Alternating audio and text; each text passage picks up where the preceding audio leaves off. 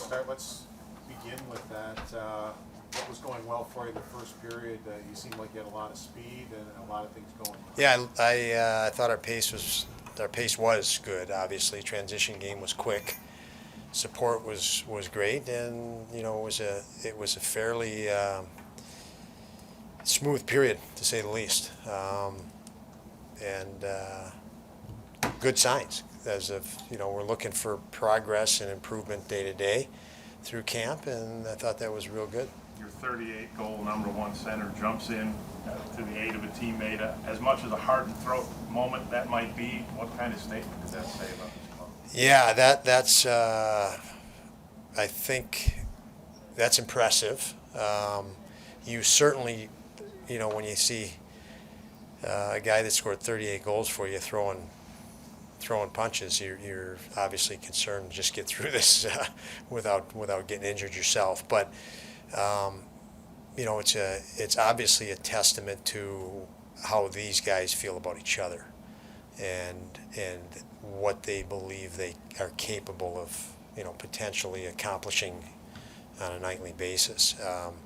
Because you fight for what you love, and obviously, that's my takeaway. So.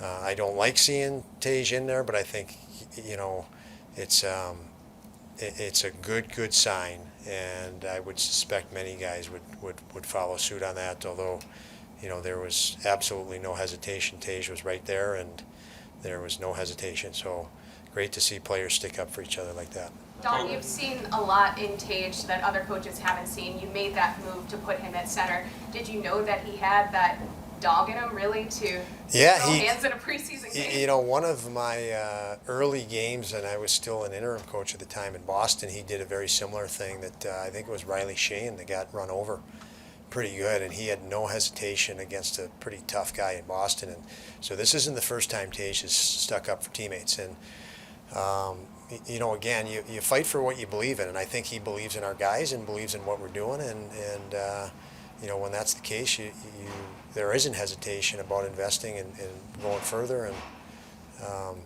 he's got a lot more than scoring goals in him. That's clearly evident on when you see instances like that. Kyle didn't play in the third period. What was his situation? Yeah, he won't be in practice tomorrow. He's gonna. It looks like battle a short. Well, it is going to be a shorter term injury, but he will not skate the next few days until we get, see how he responds, I guess. But it won't be a long-term deal. Coach, as the preseason comes to an end, is there anything you need to focus on or improve as we get to the regular season? Yeah, a lot. But I'm going to be saying that the whole year. It's still, we're still a very young hockey team. You just look at our lineup, and the growth potential is huge, and so we're just going to keep chipping away. We'll look at film today. I actually, I don't want to say I love it, but from the coaching side, the third period was really good for us from the coaching side. It would be the first period was almost too easy for us. I'm really happy that we had to fight and battle and go through a challenge in the third period where we just maybe lost our step, and I spoke to the guys after the game about that. But we know there's a lot of room for growth, and we're just going to keep focusing on growing. In this particular case where you gave up 2 goals in 19 seconds, did you just feel the guys got sloppy on those plays, or was it a mental focus? Or what did you feel? Oh, I think it was for sure. A little bit careless just on we had 2 guys bump into each other, Mitzi and Tucker on the one, and if you don't run into each other, there's no goal against there. So we and then the next one we made a real soft play 19 seconds later, as you mentioned, and those are things that when you have things going easy for you, sometimes you lose a little focus on how hard you have to be and how long the fight is, and that was the case. And so I don't mind adversity. We need it, and to me, and I've said to you guys many times, it's to me the best teams are the ones that handle it.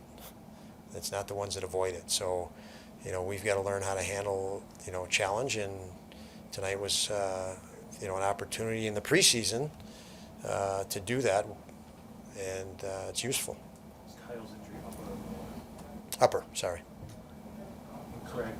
We gave him the option and took him to the Yeah, he that was this morning we talked, so, in the interim, that was the plan then, to put him in the whole game, and he was fine with it, so it was a good thing he played in the third, I guess.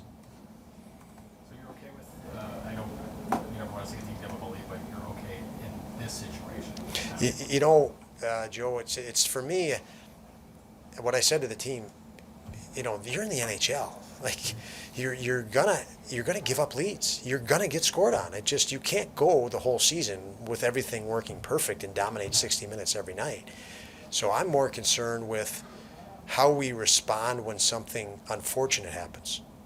And 19 seconds later, the next unfortunate thing happened. That's my concern. Is you are going to have things that don't go in your favor and go against you, momentum swings, and I'm more interested in how fast we get back to our game.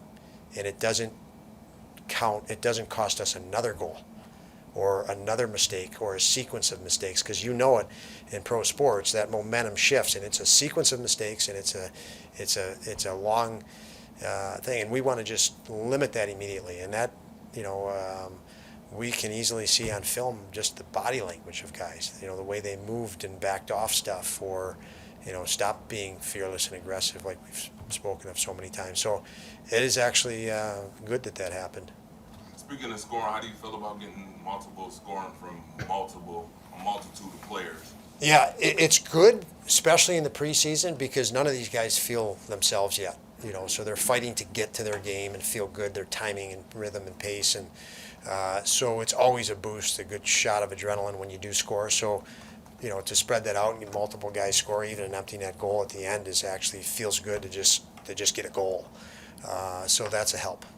Peterka, Krebs, and Quinn, three guys that came up to Buffalo a couple times last year. What has their development been like? Obviously, Peterka with the last goal. Yeah, that's going to be ongoing. But as you mentioned, those three, I mean, that's significant. And you look at, how young some of our defensemen are, and how young Cousins is. I mean, we're a very young team, and the growth potential is enormous, because those are extremely talented guys, and we are going to have to keep pushing. There was a couple that you mentioned there that I had to push on the bench to, it's time to up your game a little bit, and they'll respond. They're all great people and great kids, and they're very, very passionate about becoming better, and their intent is on that. So it makes my job a lot easier having that mindset, attitude out of those guys you mentioned. Good night, everyone.